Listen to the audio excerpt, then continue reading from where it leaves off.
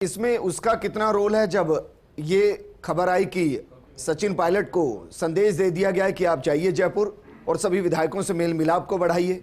फिर 100 से ज्यादा विधायकों से सचिन पायलट ने हालचाल जाना। विधानसभा के हाँ पक्ष के लोबी का अलग रंग दिखाई दिया, बाकी जगहों का अलग रंग दिखाई दिया। क्या वो करने में भी आलाकमान ने जल्दबाजी कर दी? देखिए, संदेश दे दिया ना, इनडायरेक्टली संदेश दे दिया कि देखिए ये है।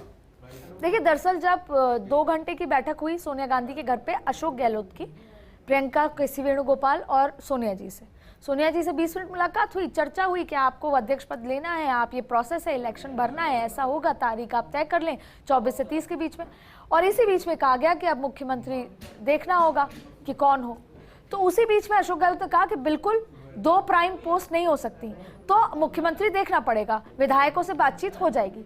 उसी बीच में ये बात आई कि सचिन पायलट हो सकते हैं, जो प्रियंका गांधी ने कहा कि अब ये समय है, जब आप दिल्ली एलिवेट होके आ रहे हैं तो सचिन पायलट हो सकते हैं। ये तमाम तरीके की बात हुई। इसी बीच में खबर आती है कि सचिन पायलट राहुल गांधी से मिलने गए, फिर अशोक गहलोत राहुल गांधी से मिलने गए। राहुल गांधी ने कहा कि जो भी करें, जो भी फैसला हो, पार्टी की विचारधारा से हो। वहीं पर आलाकमान या कह सकते हैं पिन पॉइंटेडली प्रियंका गांधी ने सचिन पायलट को यह कहा कि जाओ तैयारी करो। कैसे? आप जाओ, विधायकों से मिलो, क्योंकि विधायकों से बातचीत जल्दी होगी। ये सब कुछ तय था। प्रियंका गांधी को पता था कि विधायक दल की बैठक होगी, कि आप जाओ, जाके विधायकों से बातचीत करो। सचिन पायलट ने आलाकमान की बात मानी। वो पिछले 5 साल से उनकी बात का इंतजार कर रहे हैं। ये भी माना जा रहा था कि 5 महीने से, माफ कीजिएगा, 5 महीने पहले किसी को उन्होंने कहा कि ऐसा कह रहे हैं, इसकी पुष्टि नहीं है, कि राज्यसभा चुनाव के बाद एक आश्वासन है कि सचिन पायलट को सीएम बनाया जाए। सचिन पायलट आए, यहाँ पे उनकी बॉडी लैंग्वेज बहुत कॉन्फिडेंट थी। वो सबसे मिले, हाँ पक्ष वालों से मिले, अपने खुद के विधायकों से मिले, उनके दोस्तों से मिले, और जो उनके दोस्त नहीं है, सो कॉल्ड पॉलिटिकल दोस्त नहीं है, उनसे भी मिले। और यहाँ तक कि आज तक भी फोन किया उन्होंने। 80 नहीं, 100 लोगों को फोन किया है टोटल, और उनको कहा है कि आलाकमान जो कहेगा वो तो मानोगे, और बहुत सहज भाव से फोन करा है। लेकिन क्योंकि ये 4 साल इस तरीके से भूले नहीं जा सकते, और एक सबका दिशा है, एक सबका विजन है, एक सबका आइडिया है, तो उस लिहाज से सबने उनको हाँ जरूर बोला। लेकिन फिर सबको ये समझ आ गया कि आलाकमान किसी एक संदेश के साथ आ रहा है। अब आपने पूछा जल्दीबाजी, तो शायद बहुत ज्यादा जल्दीबाजी ही थी कि विधायकों को भी कॉन्फिडेंस में नहीं लिया गया।